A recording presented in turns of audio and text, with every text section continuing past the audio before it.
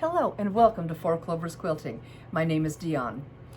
I am going to make some clover stuff today for my girls. The other 3 clovers in my 4 clovers. I thought I'd wear the shirt that Ray bought me for Christmas. Yay! And these fancy glasses with the clovers on them that I got from Temu. Kind of fun. So, don't tell the girls they're all getting some of these when they get these placemats or these table runners. So, shh, it's our secret, okay? So, these fun little glasses I'm going to take off so I can actually see ya. And the pattern we're going to do today is called Lucky. It looks really fun. It's from Villa Rosa. It is 18 inches by 51 inches. And you need 4 green fat eighths. I just had yardage, so we're going to work with that since I'm doing 4 of them. I need 4 times the yardage. And we need some background fabric, and it looks like border fabric and a binding and a backing, of course. But that's what it looks like. Here's what the back looks like. Let me just cover that up. It's going to be super cute. So I didn't realize I had so many green fabrics. But I wanted to keep it with my clovers. So I found these 2 clover fabrics that I had. We have a sparkly clover, and this is just a Joann Fabrics. It's a little wrinkly Joann Fabrics, and this is an Elizabeth Studio, and it's got the clovers on both of them. And the other 2 fabrics I'm going to use is this marbled dark green, and it doesn't have one thing written on the selvage, so it's just a generic dark green. And this is, I have like a strip of this much left.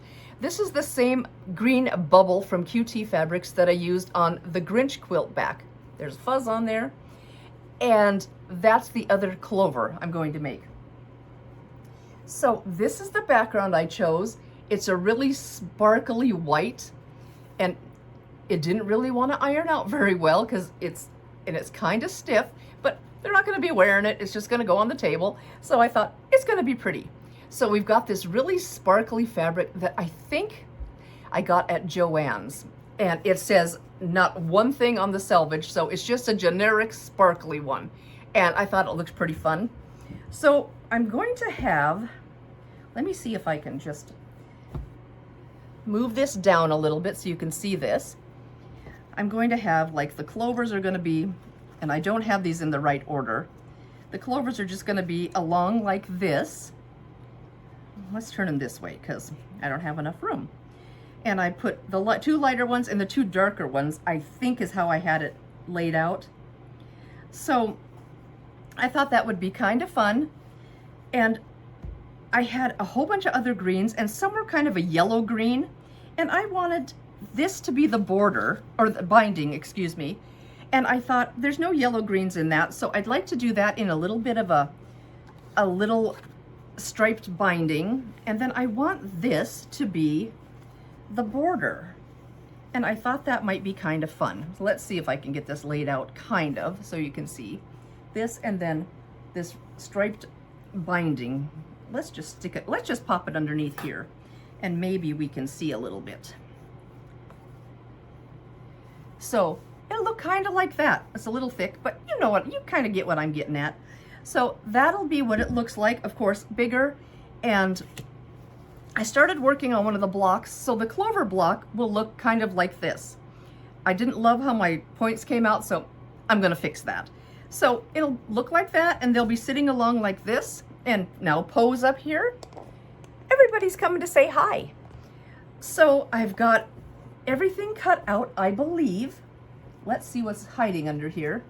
I've got sashing strips, and with the fabric strips, and little tiny corners to snowball. So I'll be back once I get some more done. See you soon.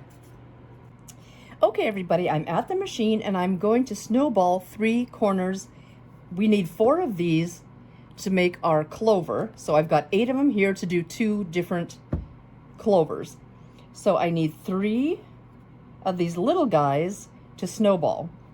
I've got my needle in the down position and my leaders, so I've started sewing. I've also put my diagonal seam tape on here, which makes it super slick. You have to sew, to snowball, you put the little, you match the corners, and you sew from diagonal, on the diagonal line from corner to corner. You can press the line, you can eyeball the line, you can draw a line, but I'm using the diagonal seam tape, if I can just get my corners lined up, because this is a tiny piece. And what you do is you get everything where it's supposed to be to replace that corner, if I can get everything in order here, and you just sew, put your one point at the needle and the other point on this red line, and I just leave my needle right in the middle and just whiz on down. You don't need to worry about your 1/4 inch seam on this.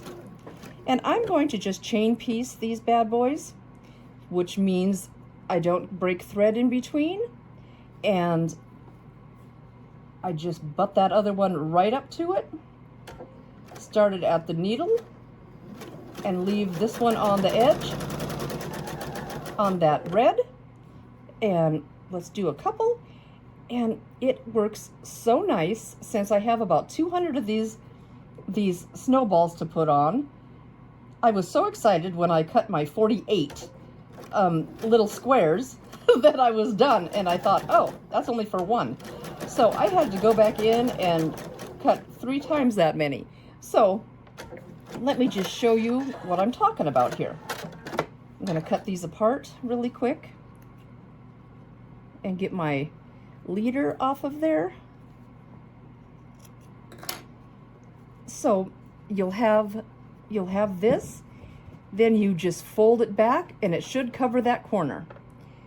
Then you trim off these 2 layers, and I've got my little rotating cutting mat here, and I'll just trim off these two layers underneath. Let's see if you can even see what I'm doing.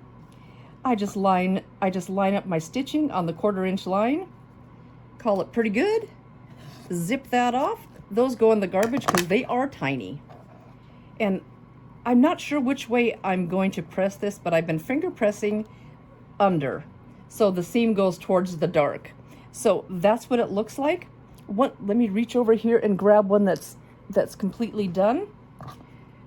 When you get all 3 of them done, you're going to have a piece that looks like so. And I've pressed all of those, just finger pressed all of those towards the dark fabric. So you'll have a piece that looks like this. And well, let me just grab a couple more, 3 more, and I'll just lay out the block for you. Let me just scoot this out of the way. I kind of feel like I don't have much room here. So there's one, and then the corner without the snowball goes towards the middle. And you will have a little clover shape. So I have to figure out how I want to press these, just so maybe they'll nest, but if the green's too dark, I don't want it showing through the white. So that's what it looks like. You'll sew these 2 together, sew the blocks together, or sew these 2, and then down the middle. And you'll have 4 of these per runner. So that's how that works. That's how you chain piece, how you snowball, trim up the ends, and then iron it back, or finger press it back. And there is the block. I will be back when I get a little more done. Hi everybody, I am back with all my pieces for the clover. So I did not like how it looked or how it joined. It didn't nest when I put everything to the back, of course. So I went through and I drew a little template here on the back, up, down, up, down, up, down, up, down, how they need to nest. Then you have to do, if you want them to all nest, you have to do this one. I have it oriented just like this corner. The 3 snowballs are here. You need to push this one. This one will go up, down, and up. And then just opposite on this one will go down, up, and down. So these are my 2, and you do every other one, and I think it'll work. So I'm going to work on these, but I just wanted to let you know that I did that 1 block, and they were all going to the back, and I couldn't get my nesting to go very well. I wasn't loving life. So I got them all ready to go, and then I drew up my little diagram, and I think this will work. If this doesn't work, I'll let you know. So we need up, down, up, and then this one will be down, up, down. So those are the two piles, and I have 8 in each to make my 4 table runners. So I will get started on this and let you know how it comes out. I'll be back in a little bit. See ya. I have all the clovers done. There's 16 of them there, 4 of each color for 4 different runners. And I went ahead and put the first sashing on. So they're going to just sit next to each other like this. So I think I'm just going to press it. It wants to go towards the sashing because these have seams in them. So I'm just going to finger press that way. I think it'll be okay.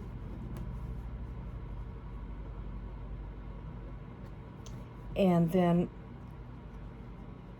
we're going to put this one next to it, and so forth and so on. So I will be back when I get a little more done and have all these clovers together. I'll be right back. I'm taking my twosies. I have my first 2 colors, my first 2 clovers, and 3 and 4, and I'm taking those and I'm putting them right sides together. And I'm going to just get that together. I have pressed all the sashing toward the sashing strip, all the seam allowances. So let's see if I can get this lined up. I've got my leader on there, so my machine's ready to roll. And okay, take a couple anchoring stitches just to hold that, and then I get lined up back here, and I just kind of fiddle with it to see that it's right on top of itself, the 2 blocks. Sometimes you just need to give it a little coaxing, and then just whiz on down the block. Check your seam allowance here, make sure it's going the way you want, and match those up. That needs to scoot over a little bit. Just take your time, let the feed dogs do their job, and you'll be done with that short strip in no time. I'm going to cut that, and I didn't want to cut all the way, well, kind of. And I'm going to also, got to get the leader off. Excuse me, got a little tickle. I'm also going to press this, finger press this to the sashing. So there we go. There are the 4 clovers. I just have to do that 3 more times, and this has been a really quick project, and undoubtedly it would be quicker if you only made 1 instead of 4, but absolutely a fun little project. I'll see you back in just a minute. I have the Lucky 4-leaf clover table runner all pin basted and ready to roll. Here is the background. I thought was super, super cute and fun and festive. And it's all ready to roll. And this is what I'm going to use for the binding. And I cut the binding at 2 1/4 inches instead of 2 1/2. So I'm going to try that since this is a little smaller project. I hope that'll work fine. I'm getting ready to do just some straight line quilting. I'm going to quilt just around these clovers, and then I'm going to move in a little bit and do the same echo around that on each of them. And then I'll do probably right along here and then in the middle. So that's what I'm going to use. This is the thread I chose to use. It's a variegated green, and it's got all sorts of green that I thought might be kind of fun. They would show up in varying colors, and we have light, it almost looks white, to a yellow green, to a dark green, to a pretty Kellyish green. And I thought that would be kind of fun and hopefully show up good. Okay guys, I'm going to quilt around this clover, and I'll show you how I do it. I did get some new clips at Hobby Lobby yesterday. They are, I think they were $4.99 for a pack of 8. They have little rubber grips here. They're easy to open, but they hold tight. They have a hanging hole, and they also have a magnet. So I thought I'm going to get those to try to hold my quilt, my rolled up pieces out of the way while I'm quilting the clover I want to do. And I've also pulled up my bobbin thread, and I have my top thread. I just have a plain green in the bobbin. Hopefully it'll match this well. And then I've got the variegated in the top thread. So what I'm going to do is get this lined up where, now I don't know if this is good, better, and different, but this is what I'm going to try, So I'm going to get my needle lined up, drop the needle right in that seam, and pull it back. And then I'm going to try to pop up my bobbin thread. Will it work? Hey, it's working, but I've got a ton of top thread out, but hey, that's all right. And I'm just going to take, it's just a little loop that's popped up. And of course, I'm not very coordinated anytime, but really not on camera. So anyway, I'm just trying to get this bobbin thread pulled up. There we go. And I'm going to roll this up a little bit so I don't have a mile's worth of top thread out. So I've got my bobbin thread and, oh, Poe, watch out. Got my bobbin thread and my top thread right here. I'm going to readjust and get that needle to drop down right where the bobbin is. Oh, Poe, that's your tail. You gotta scoot. Come on. Get down, get down. Good boy. Okay, so now I've got my machine set to lock when I start, go forward. When I hit the reverse, it'll backstitch and cut. I'm sure some of your machines have a locking stitch, and I know mine does too, but I can't seem to find the dang thing. So anyway, I am just going for it. So I'm just going to echo around these clovers. And I'm just trying to let the machine do its thing. I'm going to do one more stitch and turn and just keep going around and around.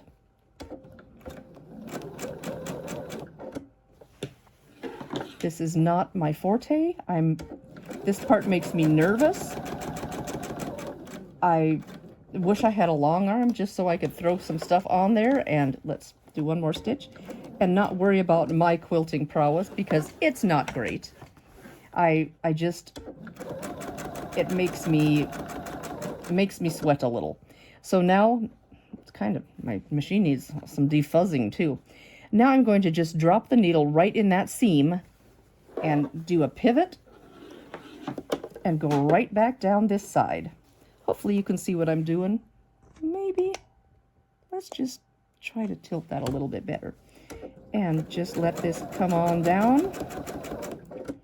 And see, yep, pretty darn close. And you just kind of have to guesstimate where you're at.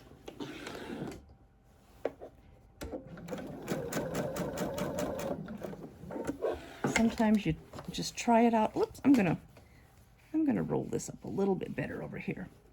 And pretty close. Just let the machine do its thing. Try not to let it drag. If it drags, you get these really small stitches, and your stitches are uneven, and ask me how I know. I get it quite often. Back to that top, and we're gonna just come right back down this side. And I wasn't perfect on that, but yeah, it's okay. It's okay. Come back around. Let's see how close we are. Pretty darn close. And oh, I'm probably a little over, but it's all right. It's gonna be all right. It's gonna be all right.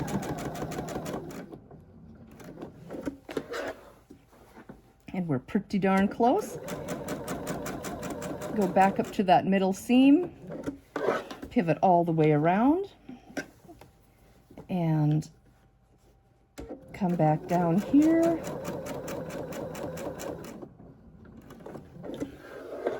Oh, we just have a little bit more, just this little bit, and we will be all the way around.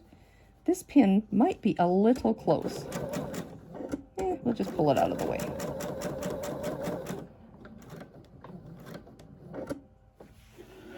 Nope, one more stitch.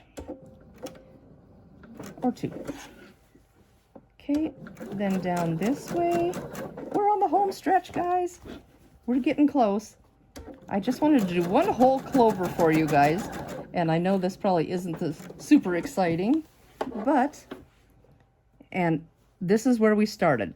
So I'm going to aim towards that spot, and I'm gonna stop, well, I stopped basically on it.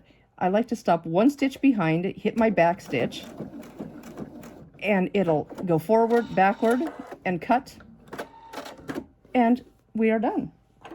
I'm going to cut these there we go. Cut these bad boys off, get those in my little garbage, and let me back you up a little bit and see if I can show you how this looks.